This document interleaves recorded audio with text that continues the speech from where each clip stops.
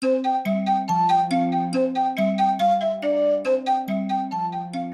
my beautiful lovelies, it's Emmy. Welcome back. Today I'm going to attempt to make homemade mozzarella cheese. Now I've seen many videos about this and it looks pretty straightforward, but like a lot of things that look very simple, it isn't. So in my initial stages of researching this, I went to my grocery store and I picked up this. And this is rennet. And rennet is derived from the gut of an animal and it is used to coagulate the cheese. And if you're vegetarian, they also have vegetarian rennet, but this is essential. This is what will curdle your cheese and transform your milk into something solid. So I thought, oh, okay, I've got my rennet and let's go ahead and get started. But then I saw lots of different recipes and different brands of rennet and different amounts of rennet. So I said, maybe this won't work. So I went ahead and bought this. And this is a homemade mozzarella cheese making kit. And it contains pretty much everything you need besides the milk to make homemade mozzarella cheese. I thought this would be a foolproof way to do it. So let's do it. So this contains the cheese salt, the citric acid, thermometer, rennet, and some muslin that you'll need to strain the cheese. So let me give you a synopsis of the whole process. It's kind of similar to making tofu. If you haven't seen that video, I'll put the link up above. Basically, we're going to take the cow's milk and we're going to add rennet to it. We're going to add some salt and a little bit of citric acid. All of these things combined will create a kind of solid, gelatinous kind of mass of milk. We're going to cut that up and form it into curds, cook it a little bit, separate the curds from the water, which is the whey, and with the curds, I'm going to form it into mozzarella. Now, mozzarella specifically is a fresh cheese. It is not aged at all. It's consumed within a few days of actually making the cheese, and it comes from the southern area of Italy. And the word mozzarella is believed to come from mozza, which means to cut in Italian. So let's go ahead and make this cheese. So this kit includes 4 tablets of rennet, and we're only going to need 1/4 of a tablet. It's like cutting vitamins. Alrighty, so my rennet tablet is in my bowl. All right, dissolve that in 1/4 cup of water. So citric acid I've used before in canning and making homemade bath bombs.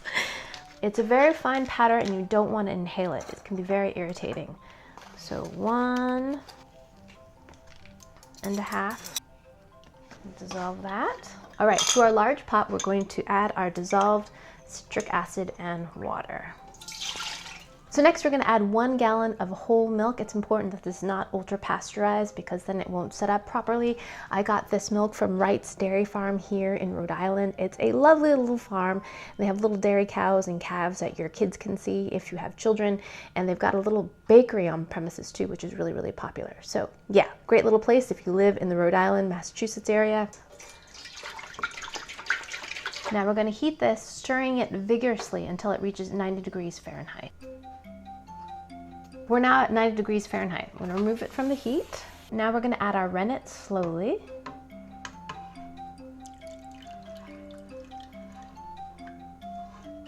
And now we're going to pulse this for about 30 seconds up and down. I've always wanted to make mozzarella cheese since I saw that episode of Reading Rainbow and they make mozzarella knots. I'm like, yes, I want to do that someday. So here I am. Alrighty, so now we're gonna let this sit undisturbed for 5 minutes and then the curds and whey should start to form the curds. Alrighty, so it's been 5 minutes. Let's go ahead and check on our cheese. So, let's see if we touch it. Oh yes, indeed, it has formed into curds. Check the curd at this point. It should look like custard with clear separation between the curd and the whey. If the curd is too soft or the whey is too milky, let it sit for a few minutes more. Oh yeah, look at that. Amazing! It is like custard. Now we're going to take a knife and plunge it in here and cut it. Oh my gosh, that's such a great feeling. All the way down. I feel like a cheesemaker in one of those like, how do they make that videos? Oh, it's so satisfying. Oh, okay, so I'm going to cut the curds. My knife, make sure we get all the way to the bottom.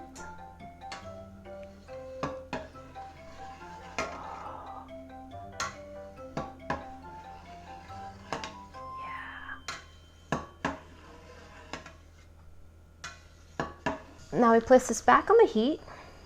Heat it to 105 degrees. Can you see that? Look at that. Oh, that's so awesome. It's like tofu. Can you see that? So stinking cool. We're supposed to slowly stir this until it reaches 105 degrees. Just after a few minutes, it is now at 105 degrees.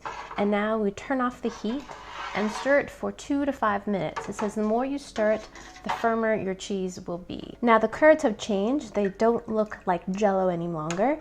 And the whey has a slight yellow color to it. Kind of looks like cottage cheese. Alrighty, so 3 minutes have been up, and now we're going to ladle our curds into a microwave safe bowl. I'm gonna use this little sieve here to kind of speed things up a bit. This is so great. And I'm gonna save this whey because I'm gonna try to make ricotta cheese next. Alrighty, so here are my curds strained of the whey. And now I'm gonna microwave this for 1 minute. Boop-a-doop. This is 1 teaspoon of cheese salt. Fold gently into the middle. Okay.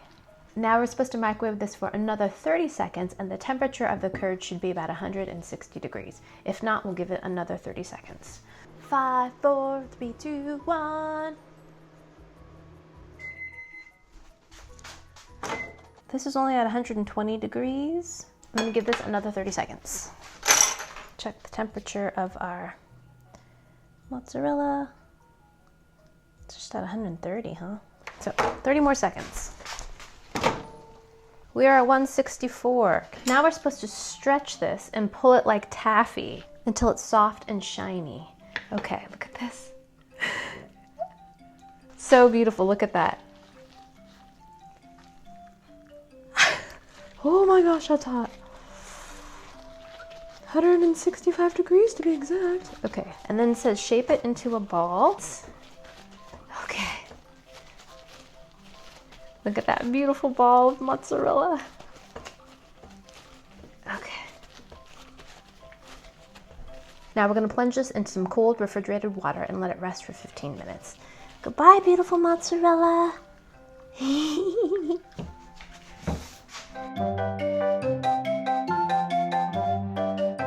Alrighty, so we are back. So I let my mozzarella rest for 15 minutes in the refrigerated water. Then I placed it into a bowl of ice water.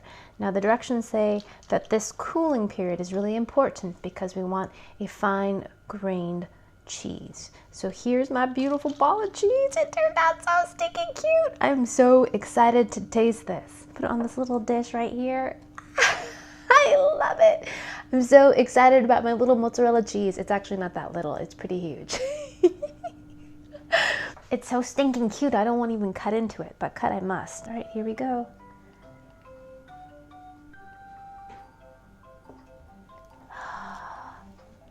There it is. And it looks beautiful. Look at that, little bits of air bubbles there. And I'm gonna just slice it like this. Oh yes, this turned out beautifully. Oh, look at that, you can even see the stretch on that. Oh my gosh, this is great.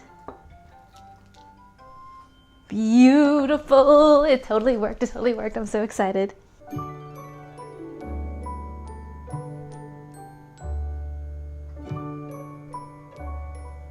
I'm so excited about this cheese. It turned out so beautifully. Let me show you what the texture's like. If you look really carefully, there's a little bit of swirling in there. You can see where I folded and stretched the cheese. If I pull it, you can see that there is some grain to it right there. And it does kind of break apart pretty easily, but there is some stretch too. Alrighty, let's give this a taste. Itadakimasu.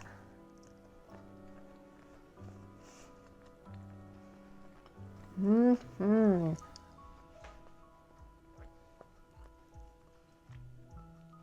Absolutely delicious. Now the recipe says that the salt is optional. I highly recommend it. That 1 teaspoon of salt is just the perfect amount of salt in there, enough to kind of brighten things, but not to make this overly salty. This is a fresh cheese, so it tastes of milk and it's creamy, but it has a nice little chew to it. It's got a little bit of a bite. But not as firm as, say, string cheese, but it's got a little bit of tooth to it, but not so soft as like a cream cheese. And because this is a fresh cheese, it tastes clearly and distinctly of milk. It's rich and creamy and has that lovely pure flavor of milk. No tanginess, no funkiness, none of those flavors that come with aging cheeses, which I happen to adore, but this fresh cheese flavor is lovely. Now let's try it with a little bit of tomato. I just happen to have some greenhouse tomatoes here that I bought from the supermarket. This would have been better if I had some basil too, but tomato will have to do.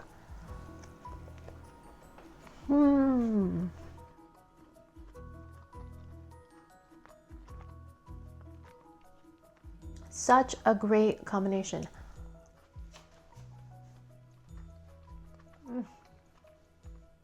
The tomato lends a little bit of acidity, a little bit of brightness, a little bit of moisture, really interesting mouthfeel too. It's a little bit squishy and wet as opposed to the kind of slightly bouncy texture of the cheese. Delicious, wonderful combination. A little acidity from the tomato with the creamy dairyness of the cheese. Excellent, excellent, excellent. So there you have it, homemade mozzarella. If you're interested in tackling this project, which I highly recommend, it's actually quite easy. You just have to make sure you get your temperatures and procedures correct. I do recommend this kit. Everything worked just as instructed. It is made by the Cultures for Health, and I will put the link down below into the description. Alrighty, I hope you guys enjoy that one. I hope you guys learned something. Tune in for the ricotta episode where I take the leftover away and see if I can make ricotta cheese with that. Thank you guys so much for tuning in. Please share this video with your friends. Follow me on social media, like this video, subscribe, and I shall see you in the next one. Toodaloo, take care, bye!